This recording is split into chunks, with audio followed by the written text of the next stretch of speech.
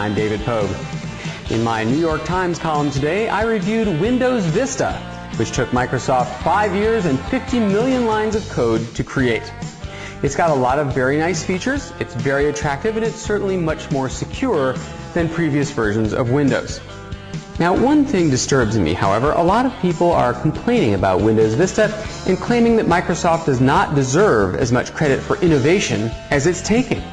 They say that Windows Vista is just a ripoff of Mac OS X, the Apple operating system. Okay, it's true. Microsoft added little flippy triangles to collapse folder lists, just like Mac OS X has, and both come with a calendar program that has a certain resemblance.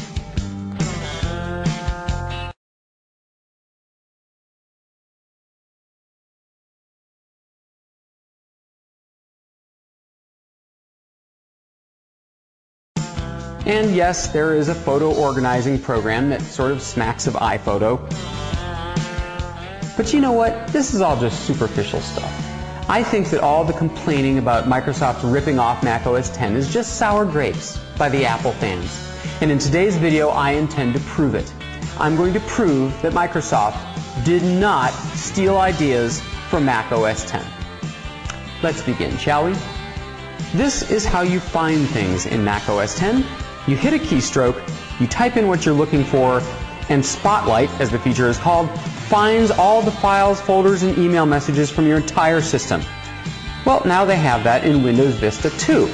Up pops the Start menu, you type what you want in this little box. But is this a ripoff of Apple's Spotlight feature? It is not. How can I prove it? Watch again. Apple's search menu is in the upper right corner of the screen. Microsoft's search box is in the lower left corner of the screen. Not the same thing at all. Let's move on. Vista comes with something they call the sidebar. Handy little single-purpose programs that track weather, track stocks, convert currency, and so on. Apple has had a feature very similar to this, but is this really the same thing? I think not. Apple's little pop-up programs are called widgets. Microsoft's are called gadgets. Widgets, gadgets, not the same thing. Let me give you another example.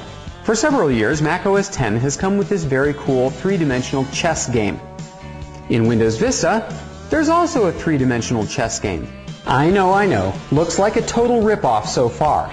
But consider, on the Macintosh, you can change the material the board is made of. Your choices: marble, wood, metal, or grass. But in Windows Vista, the choices are marble, wood, or porcelain. So I think we can finally put this old saw to rest. Microsoft is not a big old copying machine just sitting up there in Redmond, Washington with no ideas of its own. I think we've established today that Windows Vista has an identity all its own.